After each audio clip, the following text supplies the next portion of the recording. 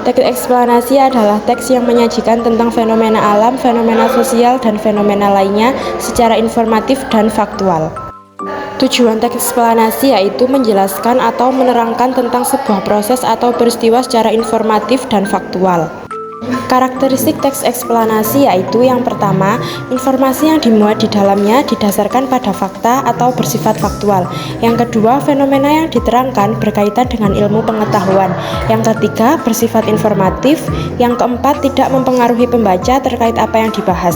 Yang kelima, pembahasan berfokus pada hal-hal umum. Dan yang keenam, penulisannya menggunakan penanda urutan. Struktur teks eksplanasi yang pertama adalah pernyataan umum, yang kedua adalah eksplanasi atau deretan penjelasan, yang ketiga adalah interpretasi.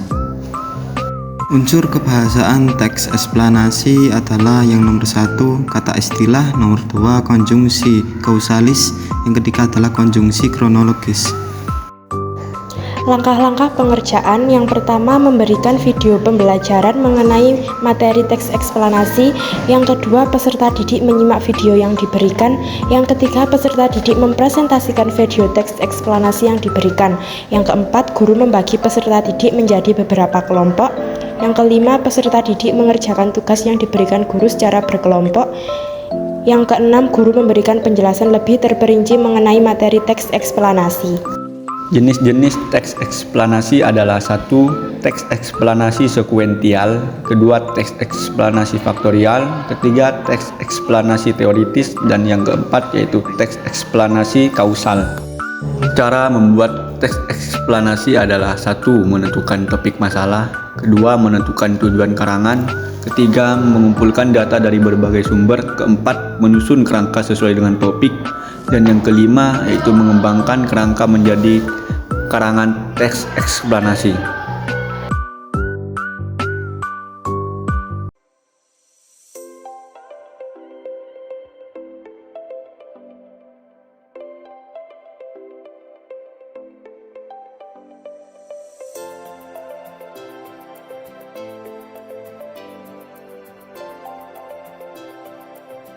Sobat BMKG, karena Indonesia merupakan negara dengan potensi gempa tektonik yang cukup besar, maka menjadikan Indonesia juga negara yang rawan terjadi tsunami jika terjadi gempa yang berpusat di laut. Lalu, apa itu tsunami? Tsunami berasal dari kata su yang berarti pelabuhan dan nami yang berarti gelombang. Jadi, tsunami diartikan sebagai gelombang yang menyerang pelabuhan atau daratan.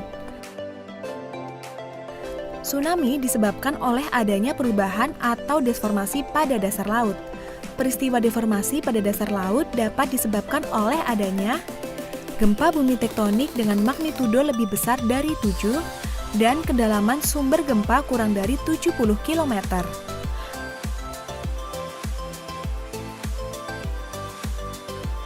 Letusan gunung berapi di dasar laut,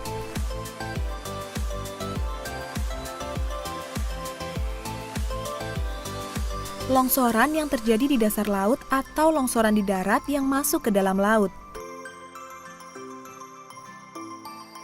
dan meteor yang jatuh ke laut. Sobat BMKG, pernah mendengar istilah zona megatrust? Zona megatrust merupakan daerah pertemuan lempeng tektonik. Lalu, bagaimana zona megatrust memicu gempa dan tsunami di Indonesia?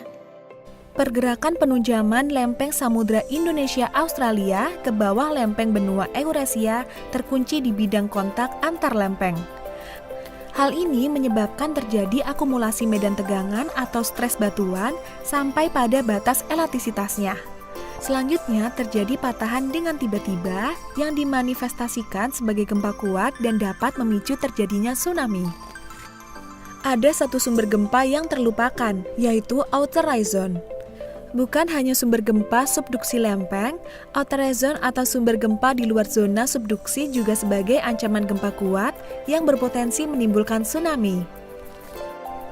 Ketinggian tsunami di laut relatif lebih rendah, namun memiliki kecepatan yang sangat tinggi. Semakin mendekati daratan, tinggi gelombang tsunami akan semakin meningkat, namun kecepatannya akan semakin berkurang. Ketinggian tsunami juga dipengaruhi oleh bentuk pantai. Bentuk pantai yang terbuka akan menghasilkan gelombang tsunami yang relatif pendek. Sedangkan bentuk pantai berupa teluk akan menghasilkan gelombang tsunami relatif lebih tinggi. Karena sifatnya yang datang dengan cepat, maka kita harus mengenali tanda datangnya tsunami.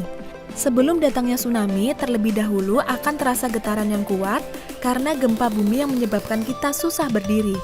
Dan pada umumnya diikuti dengan surutnya permukaan air laut, serta terlihat gelombang panjang berwarna pekat di horizon sejajar permukaan air laut.